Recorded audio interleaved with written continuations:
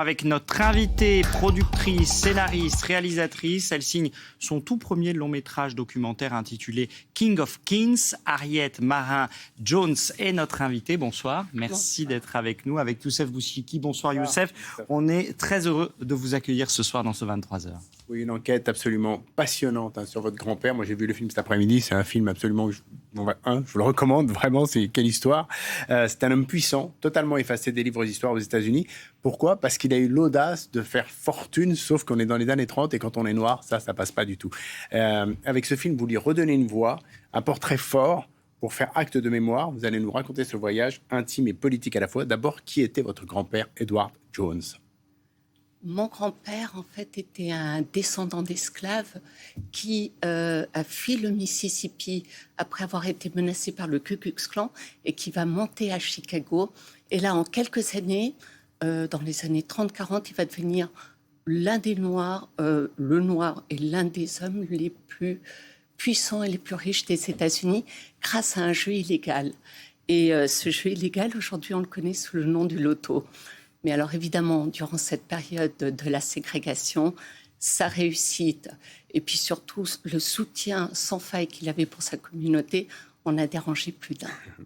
Alors, vous parlez de jeu illégal, j'en profite pour dire, dans le film, à un moment, vous dites il a fait fortune dans le jeu illégal, mais l'esclavage était légal. Ouais. Voilà, son histoire, vous la connaissez depuis toujours, vous l'avez découverte tard ? En fait, je l'ai découverte très, très tard parce qu'il y a toujours eu un mystère autour de mon grand-père. Je l'ai appris uniquement à l'âge de 17 ans quand je suis partie vivre à Chicago. Je suis partie faire mes études là-bas et c'est le juge que l'on voit dans le film qui était étudiant, qui un jour vient me chercher. Il me demande si je suis de la famille de Edward Jones. Je vivais à l'époque avec ma grand-mère Lydia Jones. Et c'est lui, en fait, qui va me raconter mon histoire, parce que ma mère ne nous avait rien dit. Et c'est là où j'apprends qu'il est allé en prison, qu'il a été kidnappé. Enfin, l'histoire folle que vous avez vue. Moi, je comprends que cet homme puissant, que l'Amérique ségrégationniste veuille l'effacer de l'histoire. Mais moi, ce que je comprends, c'est pourquoi votre famille... Ce personnage, on le voit dans le film, il est beau, il est élégant, il est classe, il parle super bien, il a fait fortune. Pourquoi votre famille l'a effacé ? Oui, en général, on est plutôt fier quand on a quelqu'un de sa famille qui... Moi, je suis incroyablement fière de mon grand-père. Mais je pense que pour ma mère, c'était très compliqué. Pour ces personnes de cette génération, le fait qu'il ait une activité illégale était quelque chose qui était absolument inacceptable. C'était en plus une période où on ne parlait pas beaucoup aux enfants. Ma mère a eu un sentiment de honte que mon grand-père était aussi riche et que sa richesse venait justement pendant une période où on était en pleine dépression, où sa fortune venait de ce jeu illégal qui était opéré par les Noirs, mais pour les Noirs. Donc, il y a quelque chose d'un peu névrotique là-dedans, mais de très intéressant. Alors pourquoi, selon vous, la culture afro-américaine ne s'est pas emparée de cette histoire ? Moi, quand j'ai vu le film, je me suis dit, mais un réalisateur comme Spike Lee pourrait faire un film formidable, une fiction en tout cas formidable. Vous, c'est un documentaire.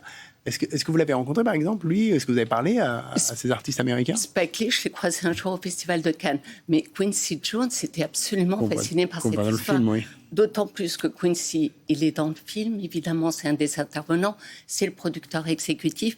Et surtout, le père de Quincy travaillait pour mon grand-père. Donc, quand j'ai parlé de cette histoire à Quincy, tout de suite, il m'a dit « j'aimerais le produire ». Et alors moi, le fait d'être produit par Quincy Jones, c'était le rêve. Oui, c'est vraiment... Mais alors, si j'acceptais, il avait le final cut. Et moi, je voulais avoir une liberté totale de faire exactement le film que je voulais. Je ne voulais pas d'influence de ma mère, de qui que ce soit. Je voulais faire le film que je voulais faire. Et pourquoi maintenant, à cette étape vous auriez pu le faire, j'imagine, il y a quelques années avant, vous pourriez le faire plus tard. Pourquoi maintenant ? Qu'est-ce qui fait que vous avez envie de partager la vie et le message de votre grand-père avec le plus grand nombre maintenant ? L'image de mon grand-père, pour moi, c'est une figure extrêmement inspirante. C'est vraiment quelqu'un qui a montré que tout était possible, que malgré l'adversité, on pouvait réussir des choses complètement incroyables. Et d'ailleurs, un des intervenants a dit « Barack Obama n'aurait jamais pu devenir sénateur ou président des États-Unis ailleurs qu'à Chicago. » Parce que mon grand-père vraiment a montré l'exemple et ouvert la voie. Alors pour vous, c'était important de mêler justement cette histoire, l'intime avec le politique, parce que tout ça est très présent dans le film. politique. Je ne suis pas très légitime pour parler politique. En même temps, c'est très compliqué aujourd'hui de ne pas en parler avec tout ce qui se passe aux États-Unis. Il y a un message politique derrière, que vous le vouliez ou non. Oui. On est bien d'accord, surtout quand on sait que cette administration est en train d'essayer de gommer tout un pan de l'histoire. On est totalement dans l'actualité. Mon grand-père représente exactement ce que l'administration Trump aimerait effacer.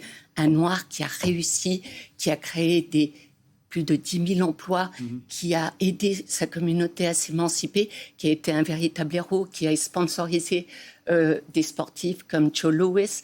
C'est comme ça qu'il est devenu champion du monde. Enfin, vraiment, il a fait une vraie différence à Chicago. Qu'est-ce que ça dit de l'Amérique, ce film vous y pensez à ça? Quelle réflexion vous avez? Ce film parle vraiment de l'Amérique d'hier, mais aussi de l'Amérique d'aujourd'hui. Et quand on le voit, on ne peut pas s'empêcher à penser à ce qui se passe aujourd'hui. Le Chicago, l'administration Trump, et Trump a voulu envoyer il y a quelques jours la garde nationale. Il faut savoir que le quartier de Bronxville, le Southside, était un quartier dans les années 30-40 qui était la mégalopole du business noir, bien plus que Harlem. C'était un quartier riche où il y avait des business, où il y avait de la vie. Vraiment, la communauté était en pleine expansion. Maintenant, si on l'avait laissé s'épanouir tranquillement, cette population noire américaine, est-ce que l'Amérique serait différente aujourd'hui? Eh bien, ça serait très différent. Mais ce qu'il y a d'incroyable, c'est que le gouvernement a refusé que cette communauté, ce quartier continue à se développer. Et ils ont préféré que la mafia s'empare de ce jeu plutôt que de le laisser entre les mains des Noirs. Il était hors de question de laisser ces Noirs prospérer. Harriet Marianne-Jones, le message, il est pour nous, mais il est aussi pour les Américains. Votre film documentaire, il va sortir aux États-Unis? En fait, il est déjà sorti aux États-Unis. Il a eu un parcours complètement incroyable parce que c'était assez dur de le monter. Je me suis retrouvée quand même devant beaucoup d'obstacles. Et ce qui s'est passé, c'est que j'ai fait la tournée des festivals, et j'ai fait 34 festivals, et j'ai fini par gagner quasiment partout. J'ai gagné 30 prix. À partir de là, j'ai reçu 5 propositions de distributeurs. Il est sorti aux États-Unis, et maintenant il sort en France le 10 septembre. Absolument. Moi, je me suis posé... On voit à la fin du générique toutes les photos de la famille Jones. Combien est la descendance? Je viens d'une très grande famille. On est 7 enfants, il y a 20 petits-enfants, il y a 15 arrière-petits-enfants. Et on est vraiment des descendants qui représentent un peu ce melting pot américain. On parle plusieurs langues, on a toutes ces couleurs de peau. Et c'est d'autant plus incroyable quand on s'attaque aujourd'hui à la diversité. Voilà. C'est un film formidable à aller voir en salle, ça s'appelle King of the King. Merci infiniment d'avoir fait ce film et d'être avec nous ce soir. Merci beaucoup. Merci d'avoir été notre invité. Merci Youssef, merci Mathieu. Attends, c'est pas fini. Un très bon anniversaire à toi, Jean-Christophe. Oui, il est 56. Oui, voilà, je suis en antenne avant. Tu vas pas t'en sortir. Merci beaucoup, j'espérais ne pas vieillir, mais c'est ainsi. Merci infiniment.